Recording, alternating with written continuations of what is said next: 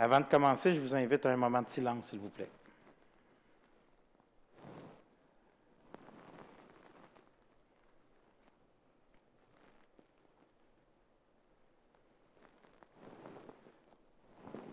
Vous pouvez vous asseoir.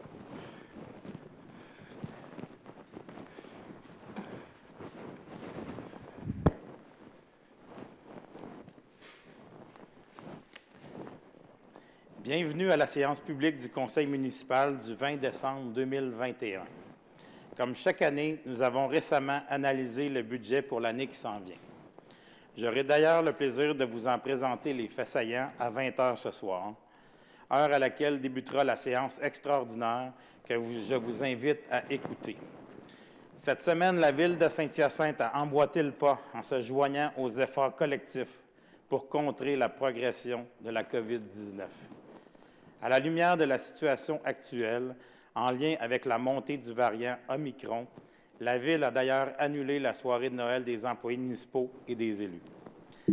C'était une décision avisée et éclairée. Cette mesure préventive permettra non seulement aux employés municipaux d'avoir la tranquillité d'esprit pour passer un temps des fêtes sécuritaires avec leurs familles, mais aussi de continuer de vous offrir des services de qualité à leur retour de vacances. Depuis le début de la pandémie, nous avons été vigilants et nous avons été passablement épargnés par les cas de COVID-19. Cela s'explique par nos bonnes pratiques sanitaires et notre formidable solidarité. Bien sûr, nous sommes conscients que nous avons grand besoin de nous retrouver et de passer du bon temps ensemble, ce que nous espérons pouvoir faire dès que la situation le permettra.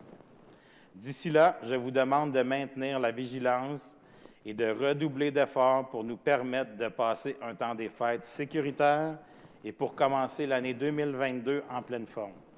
Soyons prudents, limitons les contacts et les rassemblements, il en va de la santé de tout un chacun.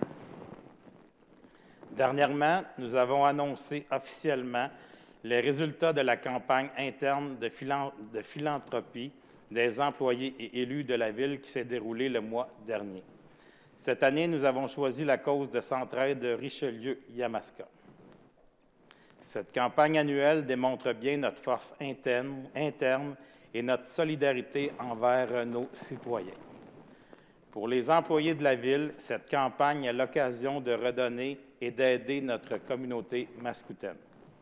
Je suis fier de vous annoncer que cette année, nous avons surpassé tous nos objectifs et que nous établissons un nouveau record. La vingtaine d'ambassadeurs a travaillé très fort pour mobiliser leurs collègues. En effet, plus d'un employé sur deux a contribué financièrement à la campagne pour atteindre un taux de participation de 70 %, un sommet inégalé dans l'histoire de notre organisation. Ainsi, nous remettons un généreux montant final de 30 601 $ à Centraide. Je tiens à remercier tous les ambassadeurs pour le travail accompli. Ils ont grandement contribué au succès de cette campagne. Bien sûr, je tiens aussi à remercier tous les donateurs qui ont été très généreux avec un don moyen par personne de 115 $. Dans la foulée des bonnes actions, je vous invite à venir en grand nombre à la collecte du sang du maire qui aura lieu sur rendez-vous les 28 et 29 décembre au manège militaire. Pour vous inscrire, rendez-vous en ligne au www.ma-quebec.qc.ca. L'objectif de cette année est fixé à 300 donneurs. Dans la même ordre d'idées, je rappelle à tous que les besoins alimentaires sont criants dans notre communauté. Vendredi passé, je suis donc allé à la rencontre des bénévoles de la moisson mascoutaine qui travaillaient à la préparation des paniers de Noël. Les bénévoles travaillent fort pour aider les personnes moins favorisées de notre communauté. Je les remercie du fond du cœur. J'invite donc toute la population à donner généreusement et à aider les plus démunis pour leur permettre d'avoir un Noël digne et heureux. Et puisque nous sommes à la veille de Noël, j'en profite pour vous faire quelques rappels. Durant le temps des fêtes, le stationnement sera toléré les 24, 25, 26 et 31 décembre, de même que les 1er et 2 janvier.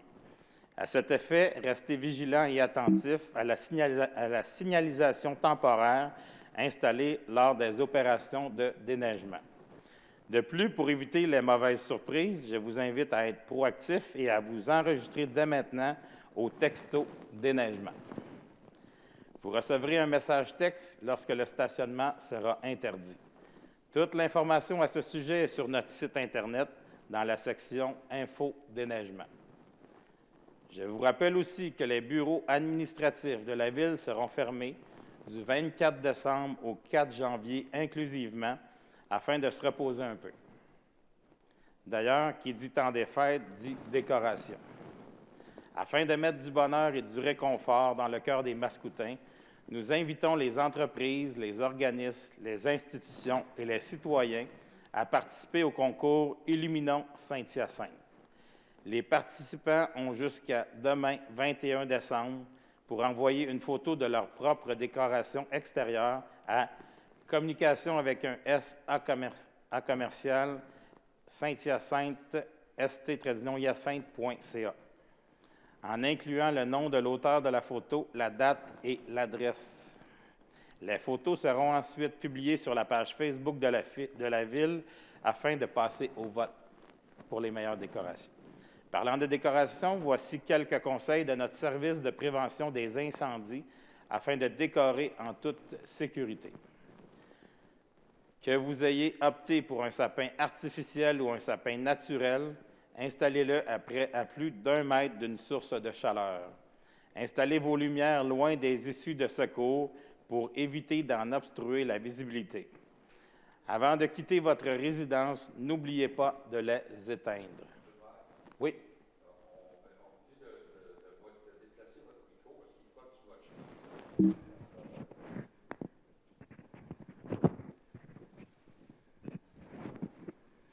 Désolé, je l'ai déplacé. Si vous optez pour un souper de fondu, installez le brûleur sur une surface stable qui supporte la chaleur ou optez pour un brûleur électrique. Enfin, tout au long de l'année, comme à Noël, assurez-vous d'avoir un avertisseur de fumée fonctionnel par étage. Toujours dans le rayon des sapins, si vous avez un sapin naturel, notez que la collecte aura lieu du 10 au 14 janvier, le même jour que le recyclage. Le cas échéant, vous devez mettre votre sapin déneigé et sans décoration au chemin avant 7 heures le jour du recyclage. Les sapins qui sont ramassés deviennent du paillis pour les projets en horticulture. Le temps des fêtes à Saint-Hyacinthe sera malheureusement teinté par la situation épidémiologique. Dans le contexte actuel, la Ville annonce la fermeture des installations récréatives intérieures municipales à compter de demain matin, mardi le 21 décembre. Voici la liste des installations qui seront fermées jusqu'au 10 janvier. Les gymnases scolaires, les centres communautaires, le centre sportif C.A. Gauvin, le centre culturel Humania Assurance et l'ex-usine de filtration. Quant aux activités de la Maison des jeunes, elles sont annulées, mais les bibliothèques demeurent ouvertes. Pour le parc des Salines, le chalet est fermé, mais pas les toilettes extérieures. Il est possible de louer des tubes seulement et la capacité du parc se limite à la capacité de 2 stationnements. La situation sera réévaluée dans les prochains jours. Nous vous invitons donc à consulter notre site Internet et nos pages Facebook pour connaître les plateaux sportifs ou autres qui seront disponibles pendant la période des fêtes. Durant les fêtes, pour les passionnés de patrimoine, il est possible de prendre l'air tout en découvrant l'histoire de Saint-Hyacinthe. Rendez-vous au patrimoine.ville.st-hyacinthe.qc.ca pour connaître tous les trajets possibles de notre merveilleux parcours patrimonial. Enfin, n'oubliez pas que c'est la féerie hivernale au centre-ville jusqu'à la fin du mois de février. Cet événement organisé par la Société de développement commercial en collaboration avec la Ville de Saint-Hyacinthe propose un décor extérieur enchanteur et scintillant. Ces installations créent une ambiance chaleureuse et féerique qui sera charmer petits et grands. Profitez-en pour prendre un bon repas dans l'un de nos nombreux restaurants du centre-ville ou encore une petite pause café pour vous réchauffer, toujours dans le respect des règles sanitaires. Enfin, je termine ce mot avec un rappel de candidature. La Ville de Saint-Hyacinthe est à la recherche de personnes pour siéger au comité consultatif d'urbanisme et au comité de circulation et sécurité routière. Le comité consultatif d'urbanisme étudie les dossiers se rapportant au plan d'urbanisme, au règlement de zonage, au contrôle architectural et plus. Quant au comité de circulation et sécurité routière, il étudie et émet des recommandations sur différents dossiers touchant à la circulation routière, la sécurité des piétons et des cyclistes, ainsi que la réglementation liée au stationnement sur rue. Les personnes intéressées ont jusqu'au 22 décembre pour envoyer leur CV et une lettre de motivation. Consultez le site Internet de la Ville pour déposer votre candidature. Nous en sommes maintenant rendus à la période de questions. Les questions nous ont été envoyées par courriel. Les questions du public. Pour cette période, les citoyens peuvent nous joindre par le formulaire disponible sur le site Internet de la Ville avant midi le jour de la séance. Ils peuvent aussi se présenter en séance publique après avoir pris soin de s'inscrire, mais aujourd'hui, on n'a personne en public.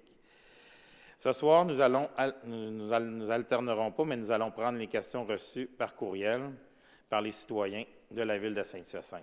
Cependant, avant de répondre aux questions, j'aimerais apporter un rectificatif à l'intervention de M. Marc Bisaillon lors de la séance publique du 6 décembre dernier. M. Bisaillon laissait entendre que le trafic des poids lourds n'était pas permis sur la rue Nelson.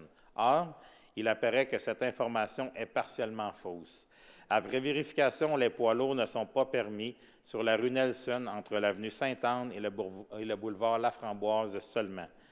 En retour, le camionnage est permis sur la rue Nelson entre les avenues Vanier et Sainte-Anne.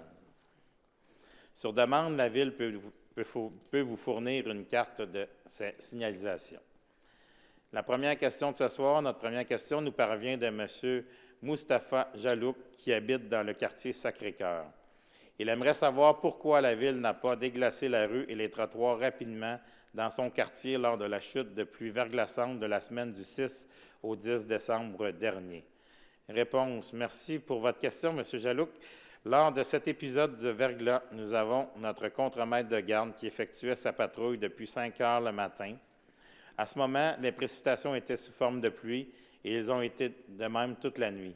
À 6h45 du matin, la température est descendue à 0 degré Celsius et au même moment, les rappels aux employés étaient effectués afin de lancer une opération complète d'épandage de sel et de déglaçage et d'abrasifs sur les rues et les trottoirs. Le contremaître de garde nous confirme que les premiers équipements saleuses et chenillettes ont commencé l'application d'abrasifs vers 7h15.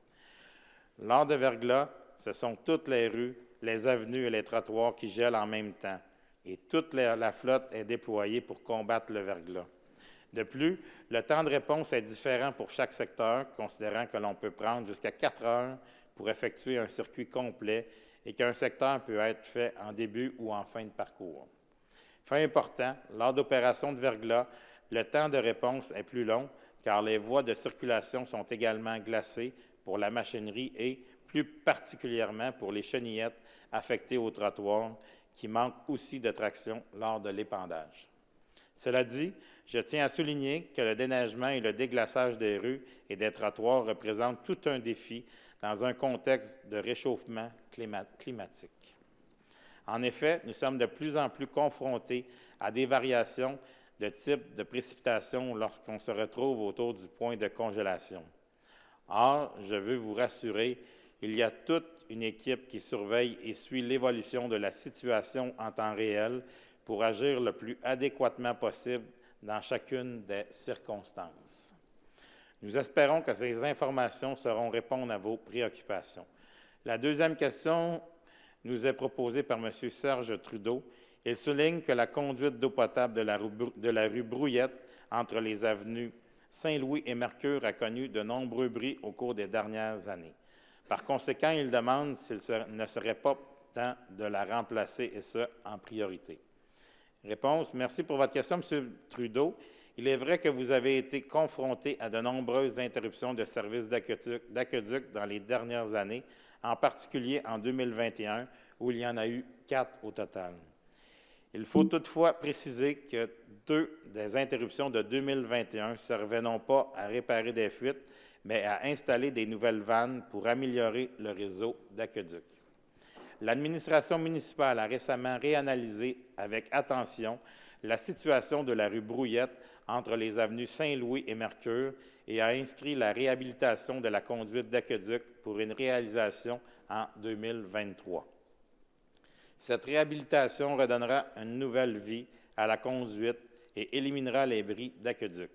Enfin, en 2022, nous réaliserons un projet de séparation des conduites d'égout et de construction de conduites principales d'aqueduc sur l'avenue Saint-Louis entre le boulevard Laurier et la rue Brunette. Une des fermetures d'eau que vous avez vécues cette année servait d'ailleurs à ajouter une vanne afin que vous ne soyez pas privés d'eau l'année prochaine lors des travaux sur l'avenue Saint-Louis. La troisième question reçue à l'avance nous provient de M. Claude Bellavance. Il aimerait savoir s'il aura la possibilité de se faire vacciner contre la COVID-19 au centre-ville et par le fait même, s'il y aura éventuellement des médecins au centre-ville. Merci pour votre question, M. Bellavance. Pour toute question liée à la situation sanitaire et aux décisions concernant la gestion de la pandémie de COVID-19, je vous invite à communiquer avec le Centre intégré de santé et de services sociaux de la Montérégie-Est au 450-771-3333. En effet, dans le contexte actuel qui change rapidement, les décisions et les mesures sanitaires ne sont pas du ressort de l'administration municipale, mais bien de la santé publique. C'est pourquoi le CI3S est la ressource la mieux placée pour vous donner réellement l'information la plus juste et la plus à jour. La question 4, on nous promet, ça vient de Mme Gravel, on nous promet toujours la réfection du centre communautaire Notre-Dame. C'est une promesse électorale depuis 25 ans. Mme Gravel n'a rien vu à ce sujet dans le PTI annoncé il y a 2 semaines. Pour Mme Gravel, les jeunes de ce secteur n'ont pas accès à un centre communautaire de qualité équivalente aux autres de la ville qui ont été rénovés. À quand le retour du centre communautaire Notre-Dame, se demande-t-elle? C'est une priorité pour les citoyens de ce secteur et les besoins sont très grands. Ce que je pourrais vous répondre, Mme Gravel, c'est qu'on travaille sur un projet depuis quelques années, à l'époque avec Mme Nicole Dion-Audette, qui était la conseillère du district Artel Notre-Dame. Il y avait une priorité à ce moment-là pour construire un centre communautaire pour les 50 ans et plus.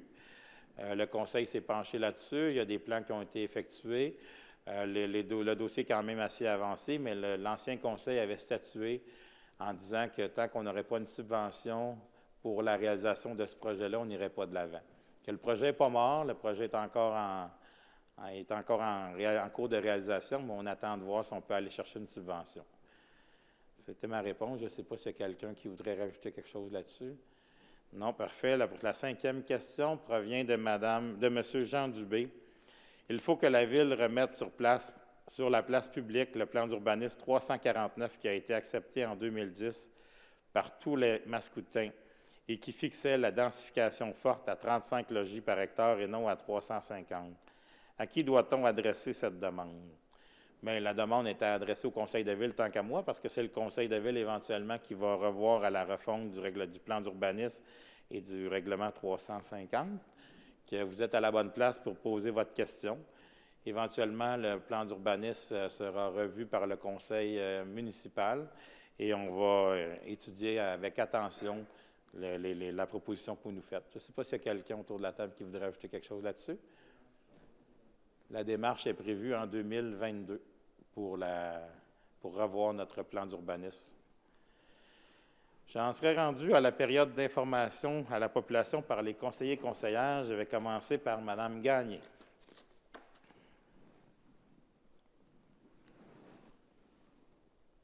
Moi, j'aimerais offrir mes sympathies, celles de mes collègues, à notre collègue Annie Pelletier, hein, qui est absente ce soir. Elle a perdu sa mère. Alors, nos sympathies, Annie. Également, je pense qu'il y a un certain nombre de citoyens de Mascoutin qui sont tristes du départ de Mme Renée Martel. Alors, je tenais à souligner, à lui rendre un hommage. Elle a été une personne importante de notre vie, hein, musicale au Québec. Alors, nos hommages à Mme Martel.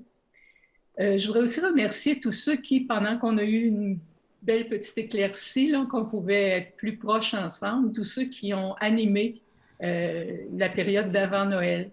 J'ai eu la chance d'écouter des petites chorales improvisées d'enfants, d'adultes.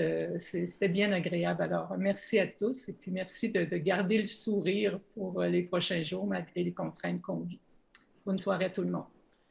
Merci, Mme Gagné. M. Thériault. Merci, M. le maire. Alors, j'aimerais aussi à la fois offrir toutes nos meilleures pensées à la famille de Annie, notre collègue. Ensuite de ça, j'aimerais aussi faire part aux citoyens de la rue Bernard et de la rue Wilson dans mon district, où il y a eu du déneigement qui a été fait par hasard et aussi les pelouses ont été abîmées. Soyez assurés que le message a été fait aux travaux publics et que la réfection va avoir lieu au printemps. De plus, j'aimerais aussi aviser les citoyens, comme M. le maire l'a mentionné un petit peu plus tôt, que des travaux auront lieu sur la rue Saint-Louis majeurs l'année prochaine pour la séparation des égouts et aussi pour la part d'une nouvelle conduite d'aqueduc qui servira comme secours dans l'axe d'approvisionnement entre Assomption et Saint-Simon. Alors, il va falloir faire attention à ces choses-là. De plus, j'aimerais souhaiter à tous les Mascoutins, les Mascoutaines, le meilleur temps des fêtes possible. Alors que les fêtes vous soient douces, s'il vous plaît, respectez les consignes de la santé publique pour qu'on puisse passer à travers ce dernier virus. Merci, M. le maire. Merci, M. Thériault. M. Harpin. Moi, je n'ai pas de commentaires ce soir. Parfait. M. Bousquet. Merci beaucoup, Monsieur le maire. Moi aussi, j'aimerais transmettre une pensée ce soir. Avec la recrudescence de la propagation de la COVID-19, il y a plusieurs Mascoutins qui se trouvent directement affectés là, par les nouvelles consignes sanitaires. Et plus particulièrement, ma pensée s'adresse aux organisateurs du Salon de l'agriculture qui ont dû malheureusement annoncer l'annulation de leur événement. Je sais qu'il y a une grosse équipe derrière ce salon. C'est un des événements les plus importants sur le territoire de la ville de Saint-Hyacinthe. Et ils tentaient, cette année, de relancer l'événement. Et ça s'avérait un succès jusqu'à ce que le variant Omicron vienne bouleverser toutes les choses.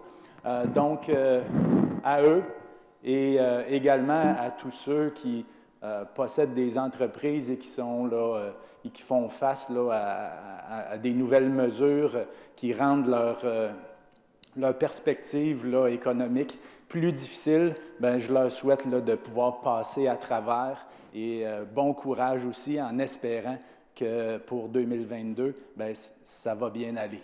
Merci, M. le maire. Merci, M. Bousquet. Mme Bédard. Oui, Monsieur le maire, excusez-moi. Donc, écoutez, je suis comme mon collègue David, donc de tout cœur avec Mme Pelletier ce soir. On pense à toi très fort, Annie. Puis également, pour tous les Mascoutins, donc de prendre soin de vous. On passe encore une étape très difficile. Et puis, je voudrais vous souhaiter de joyeuses fêtes. Puis, on est tous ensemble là, pour passer au travers puis passer une belle année 2022. Merci, bonne soirée. Merci, Mme Bédard. M. Coulombe. Oui, M. le maire.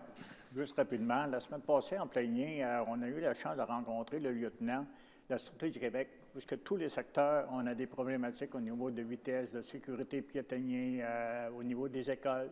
Et d'ailleurs, la résolution numéro 7 va tout identifié, ce qu'on a discuté avec notre lieutenant. Donc, je ne le mentionnerai pas ce soir tout de suite. Ça fait que si les gens doivent l'écouter, la résolution numéro 7 devrait aller dans une dizaine de minutes. Merci, M. le maire. Merci, M. Coulombe. M. Huard. Monsieur le maire, sur une note un peu plus positive, je tenais à féliciter un Mascoutin, M. Elliott Desnoyers, qui a été sélectionné par Équipe Canada en vue de participer au championnat mondial junior de hockey qui se tiendra du 26 décembre au 5 janvier en Alberta, en lui souhaitant bon succès, puis en espérant que le tout ait lieu sur une formule adaptée. Merci, M. le maire. Merci, M. Huard. M. Côté. Je n'ai rien de spécial, M. le maire. Merci, M. Côté. M. Caron. Non plus. Merci, M. Caron. M. Barré. Oui, M. le maire, je vous ai remplacé mercredi passé conférence de presse pour le lancement du tournoi Pee-Wee de Saint-Hyacinthe, le 48e, le prestigieux tournoi Pee-Wee de hockey. J'ai vu plein de bénévoles, d'administrateurs, de commanditaires, tous heureux, tous nerveux, contents de pouvoir préparer ce tournoi, amuser les jeunes qui viennent d'un peu partout. Malheureusement, on a su aujourd'hui que finalement, il y a une décision à prendre et eux ont décidé de reporter dans la mesure du possible. On verra c'est quoi la suite.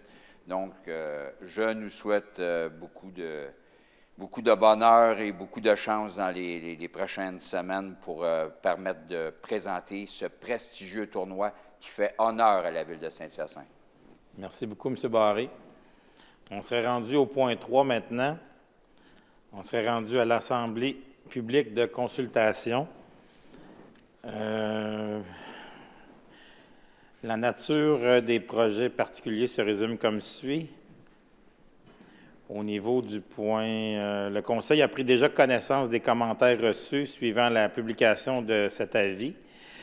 La construction d'un immeuble à vocation résidentielle comportant 32 logements abordables au 55-60 boulevard Laurier-Ouest dans la zone 2029M01 ayant comme caractéristique un usage résidentiel 16, plus de 8 logements variés, lequel groupe d'usage n'est pas autorisé dans la zone visée, un ratio de cases de stationnement hors rue de 1,3 cases par logement, alors que l'article 19.9.2 du règlement d'urbanisme numéro 350 prévoit un ratio minimal de 1,5 cases par logement, un pourcentage moyen de maçonnerie de 40 %, alors que le pourcentage minimal imposé par l'article 20.1.2 alinéa 5 du règlement d'urbanisme numéro 350 est de 70 % pour les résidences multifamiliales de plus de 8 logements, un allée d'accès d'une largeur de 5 mètres pour celles situées devant les cases de stationnement ayant un angle de stationnement de 60 degrés, alors que l'article 19.8.1 du règlement d'urbanisme numéro 350 prévoit que la largeur minimale pour une telle allée d'accès est de 5,2 mètres. Et finalement, l'absence d'une zone tampon de 3 mètres de largeur, alors que l'article 17.8.7 alinéa 1 du règlement d'urbanisme numéro 350 impose l'aménagement d'une telle zone tampon lorsqu'une construction surpasse 2 étages à une autre construction adjacente.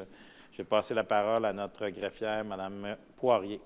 Oui, merci, Monsieur le maire. Donc, en fait, on est dans un cas de projet de résolution PPC-moi qui autorise un projet particulier de construction, de modification ou d'occupation d'un immeuble.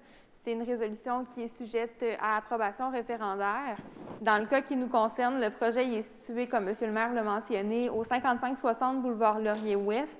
C'est une résolution qui vise notamment à autoriser un usage qui n'est pas autrement permis par la réglementation actuelle. Donc, on peut voir au plan qui va être affiché à l'écran dans la zone en grisé. En fait, c'est la zone principale là, qui est visée par le projet de résolution PPC-moi. Et tout autour, c'est le secteur concerné qui est situé près de l'intersection du boulevard Laurier-Ouest et de l'avenue Crémazie. Donc, les zones contiguës sont situées de part et d'autre du boulevard Laurier-Ouest.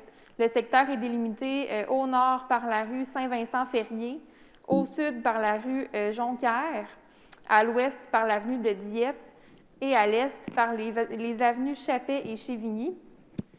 Comme il s'agit d'un projet susceptible d'approbation référendaire, il y aura un avis public publié à cet effet dans le journal, Le Courrier, dans l'édition du 6 janvier 2022. Cet avis va inviter toutes les personnes intéressées provenant des zones projetées à l'écran à soumettre une demande d'approbation référendaire de cette résolution. Puis, suivant la publication de cet avis, ces personnes intéressées des secteurs à l'écran auront jusqu'au 14 janvier 2022 à 13 h pour soumettre une demande d'approbation référendaire. Si aucune demande valide n'est reçue à l'intérieur de ce délai, le Conseil va procéder à l'adoption formelle de la résolution à la séance du 17 janvier prochain. Merci, Mme Poirier. Nous en sommes rendus au point 3.2. Le Conseil a aussi pris connaissance des commentaires reçus suivant la publication de cet avis. Et l'avis va comme suit.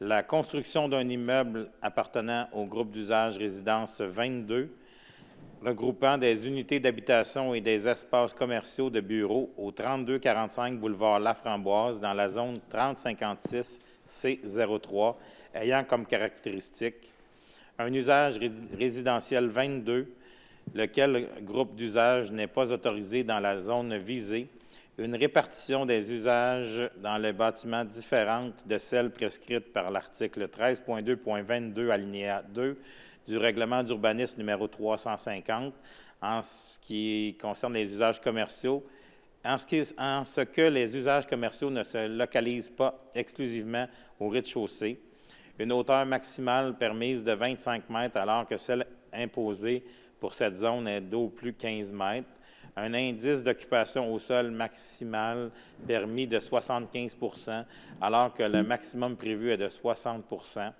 un rapport plancher-terrain maximal de 5 alors que celui prévu est de 1,5, une terrasse aménagée sur le toit ayant un dégagement de moins de 2 mètres du débord du toit, alors que l'article 16.1.3, alinéa 2, paragraphe C du règlement d'urbanisme numéro 350, impose un dégagement minimal de 2 mètres, le tout conformément au plan préparé par JCF Architecture en date du 18 novembre 2021 et au plan d'aménagement paysager réalisé par Paysage Rodier en date du 12 août 2021 et conditionnellement à ce que les chaînes colonnaires apparaissant au plan d'aménagement paysager aient une hauteur minimale de 3 mètres et un calibre minimal de 50 mm à la plantation.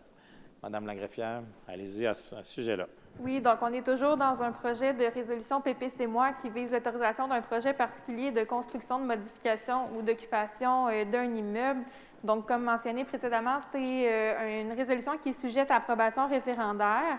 Dans ce cas-ci, on est à l'adresse plutôt du 3245, là, boulevard Laframboise, donc conformément au plan qui va être projeté sous peu à l'écran. Donc, il s'agit d'une résolution aussi qui vise notamment à autoriser un usage qui n'est pas autrement permis par la réglementation. Donc, on peut voir au plan à l'écran les zones qui sont concernées par cette approbation référendaire. En grisé, encore une fois, c'est le secteur qui est concerné par la modification. Il est situé sur le boulevard Laframboise, entre la rue de Rome et du boulevard Casavant-Ouest. Les zones contiguës, donc, qui sont tout autour là, de la section, de la zone, plutôt, je devrais dire, en grisé, sont situées de part et d'autre du boulevard Laframboise. C'est un secteur qui est délimité au nord par l'avenue Cusson, au sud par l'avenue Sainte-Catherine, à l'est par le boulevard Casavant-Ouest et à l'ouest par les rues Daniel Johnson-Ouest et Gauvin. Donc, dans ce cas-ci aussi, il s'agit de surveiller la publication de l'avis public qui paraîtra dans l'édition du courrier du 6 janvier 2022 et de transmettre une demande d'approbation référendaire avant le 14 janvier 2022 à 13 h. Si jamais, si en fait il n'y a aucune demande d'approbation référendaire valide qui est reçue avant cette date, le Conseil va pouvoir procéder à l'adoption formelle et finale de la résolution du 3245 boulevard Laframboise à sa séance ordinaire du 17 janvier prochain. Merci, Mme Poirier. Merci. Nous en sommes rendus à notre ordre du jour, à l'option de l'ordre du jour. Monsieur Barry. Monsieur le maire, je propose d'adopter l'ordre du jour de la présente séance tel que soumis, avec l'ajout du point 7A, développement économique, autorisation de signature, et le retrait du point 37-38 en ce qui concerne la rue du Vert. Merci, M. Barré. C'est secondé par M. Huard et c'est adopté à l'unanimité. Le point 5, approbation des procès-verbaux des séances ordinaires et extraordinaires du 6 décembre 2021.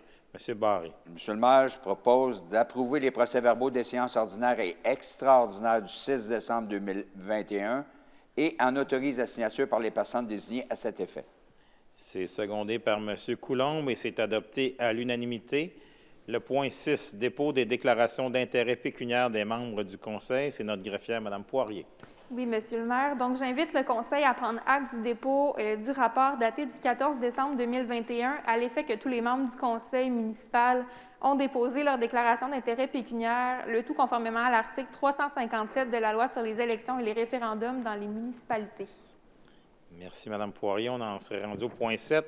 Identification des priorités d'action locale annuelle 2022-2023, Sûreté du Québec, poste de la MRC des Mascoutins. M. Coulombe. Merci, M. le maire. Considérant qu'une consultation a été faite auprès des municipalités faisant partie de la MRC des Mascoutins afin d'identifier les priorités d'action locale annuelle de la Sûreté du Québec, pas à la MRC des Mascoutins pour la période de référence échelonnant au 1er avril 2022 au 31 mars 2023. Donc, c'est une période d'un an. Considérant que chacune des municipalités est invitée à déterminer les priorités d'action en matière de sécurité publique qui touchent particulièrement son territoire. Considérant que ces priorités doivent être en lien avec certaines actions de prévention ou diverses problématiques, notamment en matière de sécurité routière, de criminalité ou de problèmes sociaux, de désordre ou d'incivilité. Donc, je propose de déterminer pour la Ville de Saint-Hyacinthe les priorités d'action locale suivantes pour la période s'échelonnant du 1er avril 2022 au 31 mars 2023. 1.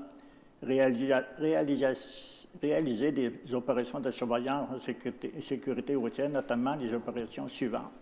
Opération ciblée de cinémomètre, opération de surveillance des zones scolaires, c'est-à-dire les traverses d'écoliers et piétonnières, respect de la signalisation routière. Opération de surveillance des véhicules lourds, c'est-à-dire le respect des zones de transit. 2. Réaliser des opérations de visibilité et d'intervention en lien avec la réglementation municipale et le code criminel, notamment les opérations suivantes. Patrouille à pied ou à vélo dans les parcs, patrouille à pied ou à vélo dans les lieux publics et lors d'événements. 3. Réaliser des activités de prévention en fonction des besoins du milieu, notamment à ce qui a trait aux objets suivants. Assurer la sécurité au centre-ville, notamment par la participation au projet pilote instauré par le Centre intégré de santé et des services sociaux de la Montérégie Est, par lequel le support et l'assistance des interventions sociales en santé mentale est déployé. Sollicitation et itinérance au centre-ville et la drogue. De transmettre une copie de la présente résolution à la Sûreté du Québec, pas à la MRC des Mascoutins, ainsi qu'à la municipalité régionale de comté des Mascoutins. Merci, M. Coulombe. C'est secondé par M. Barré et c'est adopté à l'unanimité. Le point 7A, développement économique, autorisation de signature, M. Barré. Monsieur le maire, considérant que la Ville de Saint-Hyacinthe est régulièrement interpellée par des investisseurs qui considèrent la possibilité de participer ou contribuer au développement économique de notre milieu. Considérant que, dans cette perspective, il apparaît à propos d'offrir à la municipalité la flexibilité nécessaire pour agir efficacement et prendre en compte lorsque se présente une réelle opportunité qui pourrait s'avérer profitable pour la collectivité, tout en protégeant l'identité de la société ou la nature du projet d'investissement à intervenir.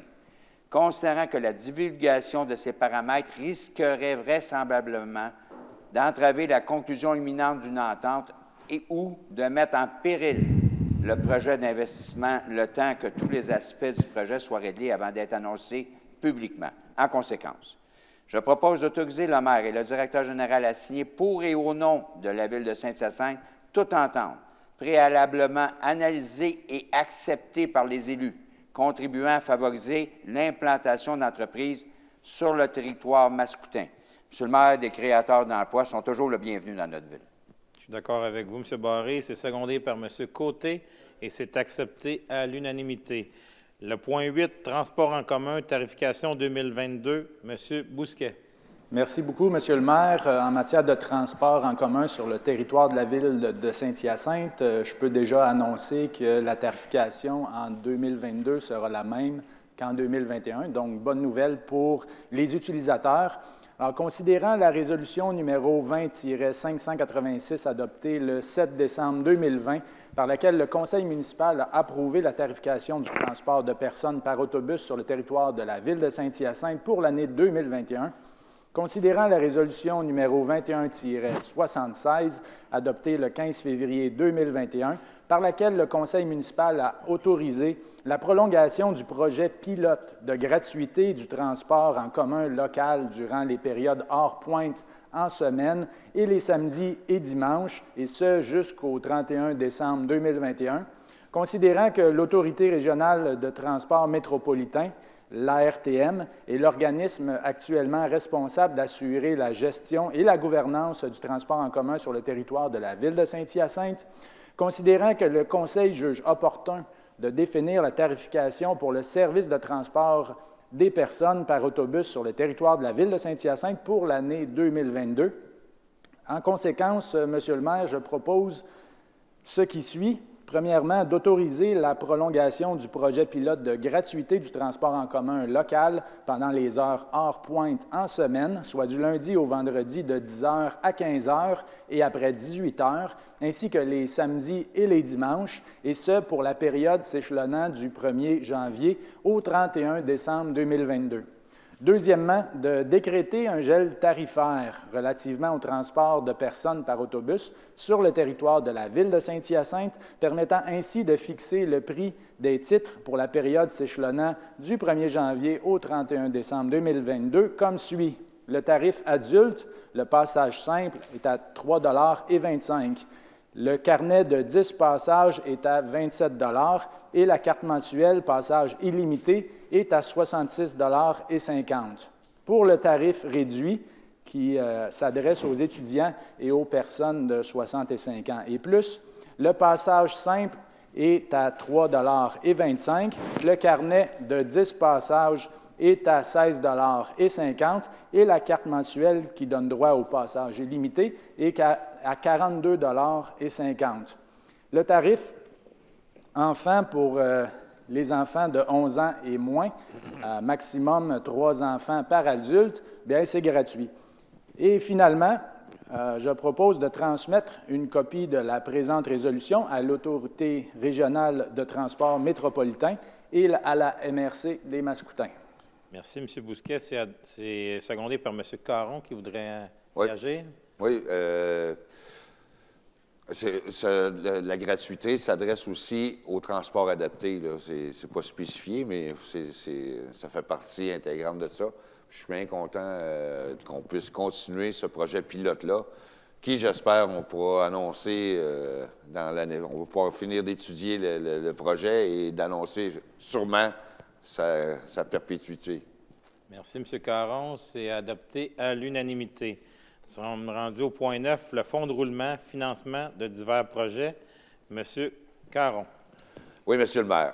Considérant qu'il y a eu lieu de procéder au financement de divers projets réalisés et prévus au programme triennal d'immobilisation pour l'année 2021, considérant le rapport préparé par le service des finances en date du 14 décembre 2021, en conséquence, je propose de décréter un emprunt au fonds de roulement au montant de 4 262 086 $, remboursable sur une période de 10 ans, et ce, à compter de l'année 2022, le tout conformément au rapport préparé par le service des finances en date du 14 décembre 2021.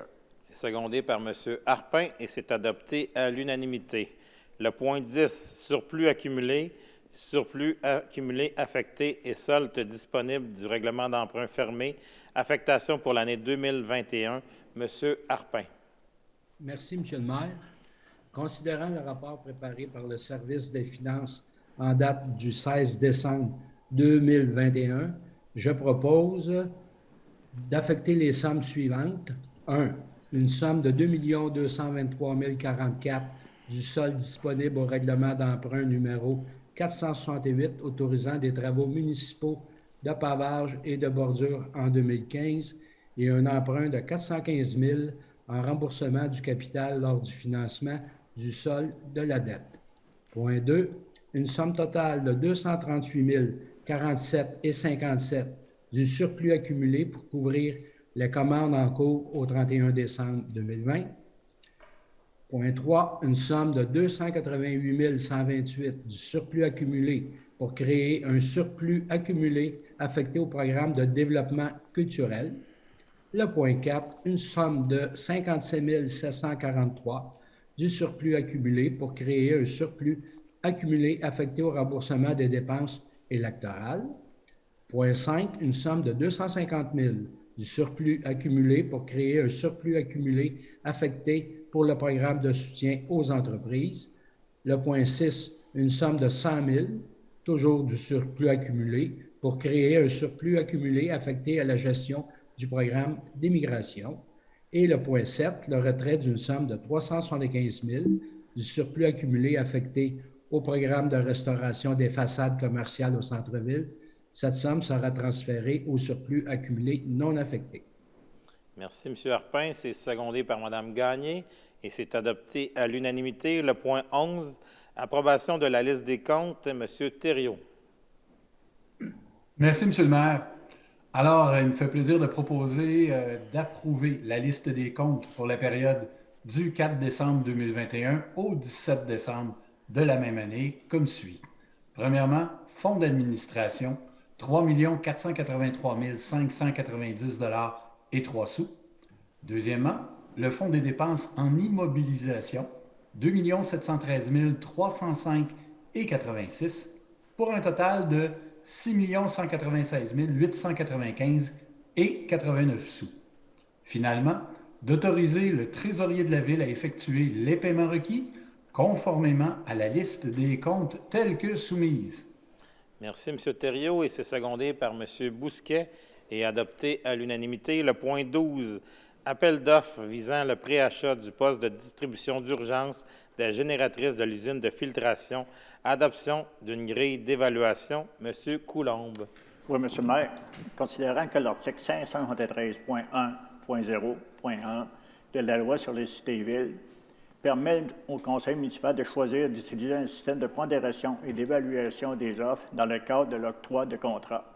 Considérant le rapport préparé par le service du génie en date du 8 décembre 2021, en conséquence, je propose d'autoriser l'utilisation d'un système de pondération et d'évaluation des offres en vertu duquel chacune obtient un nombre de points basés, outre le prix, sur la qualité, la quantité des biens, des services ou des travaux, les modalités de livraison, les services d'entretien, l'expérience ou sur tout autre critère directement relié au marché dans le cadre de l'octroi du contrat relatif au préachat du poste de distribution d'urgence de génératrice de l'usine de filtration, le tout conformément à l'article 573.1.0.1 de la loi sur les cités-villes, d'approuver les grilles d'évaluation à utiliser dans le cadre du présent appel d'offres tel que soumise.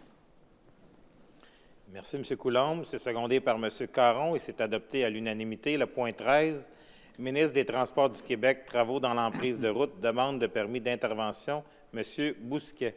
Monsieur le maire, considérant que la Ville de Saint-Hyacinthe effectuera ou fera effectuer divers travaux, notamment des travaux d'excavation, d'enfouissement de fils, de passage ou de réparation de tuyaux d'aqueduc ou d'égouts au cours de la période s'échelonnant du 1er janvier au 31 décembre 2022, considérant que certains de ces travaux seront effectués dans l'emprise des routes entretenues par le ministère des Transports du Québec, considérant que dans chacun de ces cas, la Ville doit obtenir préalablement un permis d'intervention avant d'effectuer ces travaux, et considérant également que la Ville doit remettre les lieux dans leur état initial chaque fois qu'un permis d'intervention est délivré par le ministère des Transports et que des travaux sont réalisés.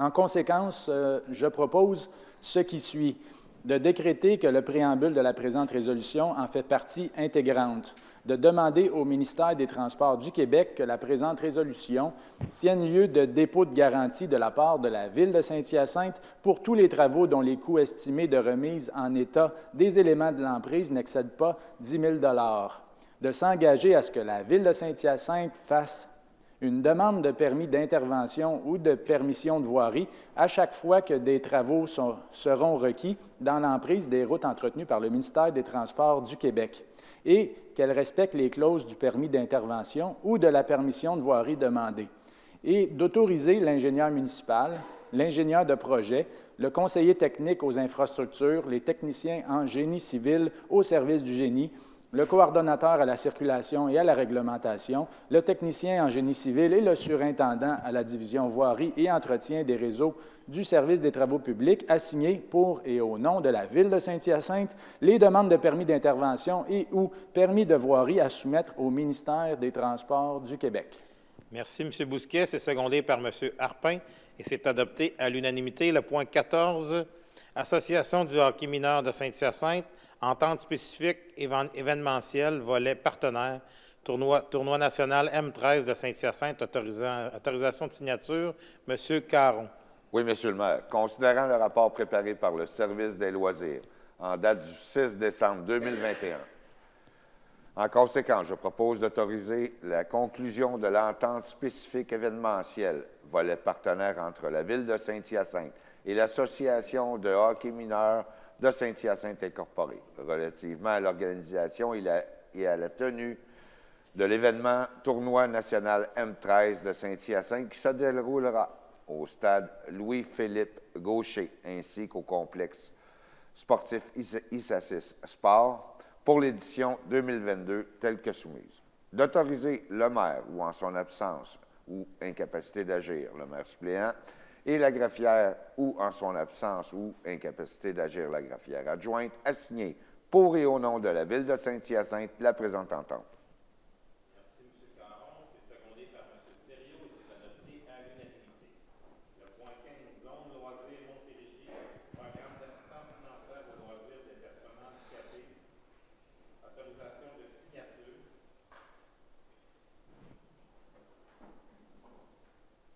Désolé, mon micro était fermé. On recommence. Le point 14, ça a été secondé par M. Thériault et adopté à l'unanimité. Le point 15, zone loisirs Montérégie Incorporée, programme d'assistance financière aux loisirs des personnes handicapées pour l'année 2021-2022, autorisation de signature, M. Harpin. Que le ministère de l'Éducation et de l'Enseignement supérieur a confié la responsabilité d'effectuer la gestion du programme d'assistance financière aux loisirs des personnes handicapées à l'organisme Zone Loisirs Montérégie pour l'exercice 2021-2022, considérant la confirmation obtenue par le ministère de l'Éducation et de l'Enseignement supérieur à l'effet qu'une subvention au montant de 54 007 et 4 sous sera versée à la Ville de Saint-Hyacinthe relativement au programme d'accompagnement au camp de jour offert par le Service des loisirs. Je propose d'autoriser la conclusion du programme d'assistance financière aux loisirs des personnes handicapées entre la Ville de Saint-Hyacinthe et Zone Loisirs Montérégie dans le cadre du programme d'accompagnement au camp de jour offert par le Service des loisirs pour l'exercice 2021-2022 tel que soumis, de mandater le directeur général à signer pour et au nom de la Ville de Saint-Hyacinthe la présente convention. Merci, M. Harpin. C'est secondé par Mme Bédard et c'est adopté à l'unanimité. Le point 16, ressources humaines, inspecteur municipal à la division permis et inspection du service de l'urbanisme et de l'environnement, embauche, M. Barré. Monsieur le maire, je propose d'embaucher M. François Lapointe au poste d'inspecteur municipal à la division permis et inspection du service de l'urbanisme et de l'environnement, grade 7, échelon d'embauche, 35 heures par semaine. Le tout conformément aux termes et conditions établis à la convention collective en vigueur conclue avec le syndicat des salariés de la Ville de Saint-Hyacinthe, CSD. De fixer la date d'entrée en fonction de M. Lapointe au 17 janvier 2022, de soumettre M. Lapointe à une période d'essai de 39 semaines travaillées, de permettre à M. Lapointe de bénéficier des mêmes conditions de travail que celles des membres du personnel d'École Blanc, conformément à la convention collective en vigueur, de nommer M. Lapointe à titre d'inspecteur régional adjoint, agissant sous l'autorité de l'inspecteur régional de la MRC des Mascoutins, pour les fins d'administration et de délivrance des permis et certifications en vertu du règlement régional numéro 20-560 relatif à la protection du couvert forestier de la MRC des Mascoutins. Bienvenue à la Ville de Saint-Hyacinthe, M. Lapointe. Merci, M. Barré. C'est secondé par M. Coulombe et c'est adopté à l'unanimité. Le point 17, ressources humaines, contremaître au département entretien des plateaux du service des travaux publics, embauche, M. Thériault. Merci, M. le maire. Alors, je propose d'embaucher M. Sébastien Coursette au poste de contremaître au département entretien des plateaux du service des travaux publics, échelon 1, grade 3, le tout conformément aux conditions suivantes. Premièrement, de fixer la date d'entrée de M. Coursette au 24 janvier 2022. Deuxièmement, de soumettre M. Coursette à une période d'essai de 6 mois. Finalement, de permettre à M. Coursette de bénéficier des mêmes conditions de travail que celles applicables au personnel cadre de la Ville de Saint-Hyacinthe. Merci, M. Thériault. C'est secondé par M. Huard et c'est adopté à l'unanimité. Le point 18, ressources humaines, préposées à l'entretien et à l'accueil, Parc Les Salines, département entretien des plateaux du service des travaux publics, embauche, M. Côté. Oui, M. le maire, citoyen. Considérant la résolution 21-597 adoptée à la séance du 4 octobre 2021, par laquelle le conseil municipal autorisait la signature de la lettre d'entente numéro 8 avec le syndicat canadien des fonctions publiques, section locale 4636. Considérant que par l'entremise de cette lettre d'entente entérinée par résolution, le directeur des ressources humaines est autorisé à combler le poste de préposé à l'entretien et à l'accueil au Parc des Salines. En conséquence, je propose d'embaucher Mme Anne-Marie Caillat au poste de préposé à l'entretien et à l'accueil, Parc des Salines, au département entretien des plateaux du service des travaux publics, échelon 23 mois et plus, 40 heures par semaine, le tout conformément aux termes et conditions établis à la convention collective en vigueur conclue avec le syndicat canadien de la fonction publique, section locale 4636. De fixer la date d'entrée en fonction de Mme Caillat au 21 décembre 2021, de soumettre Mme Caillat à une période d'essai de 130 jours travaillés, de permettre à Mme Caillat de bénéficier des mêmes conditions de travail que celles des membres du personnel col bleu, conformément à la convention collective. Désolé pour le début de la résolution, Mme Caillat. J'espère que ça va bien aller pour le restant de votre emploi. Merci, M. Côté. C'est secondé par M. Bousquet et c'est adopté à l'unanimité. Le point 19, ressources humaines préposées à l'entretien et opérateurs de piscine au département entretien des plateaux du service des travaux publics, embauche, M. Coulombe. Oui, M. le maire, considérant la résolution 21-597 adoptée à la séance du 4 octobre 2021, par laquelle le conseil municipal autorisait la signature de la lettre d'entente numéro 8 avec le syndicat canadien de la fonction publique locale, section locale 4636. Considérant que par l'entremise de cette lettre d'entente entérinée par la résolution, le directeur des ressources humaines est autorisé à combler un poste de préposé à l'entretien et opérateur de piscine. Donc, en conséquence, je propose d'embaucher M. Amrouche au poste de préposé à l'entretien et opération de piscine au département entretien des plateaux de service des travaux publics. Échelon, 25 mois et plus, moins 40 heures par semaine. Le tout conformément aux termes et conditions établis à la convention collective en vigueur conclue par le syndicat canadien de la fonction publique, section locale 4636. De fixer la date d'entrée en fonction de M. Ambrose au 10 janvier 2022. De soumettre M. Ambrose à une période d'essai de 130 jours travaillés. De permettre à M. Ambrose de bénéficier des mêmes conditions de travail que celles des membres du personnel d'école bleue, conformément à la convention collective en vigueur. Donc, nous lui souhaitons bonne chance dans ses nouvelles fonctions. C'est secondé par Mme Gagné. Oui, Monsieur le maire, moi, préposé à l'entretien et opérateur de piscine, il y en a deux, Monsieur le maire, qui sont rendus en finale, un Mascoutin et quelqu'un de l'extérieur. On engage ce soir quelqu'un de l'extérieur. J'aurais aimé qu'on donne la chance à un Mascoutin d'être préposé à l'entretien. Donc, je vote contre. Merci, M. Barré. C'est adopté de façon majoritaire. Le point 20. Ressources humaines préposées aux stations de pompage au département aqueduc et égouts du service des travaux publics, embauche, Mme Gagné. Merci, Monsieur le maire. Alors, je propose d'embaucher M.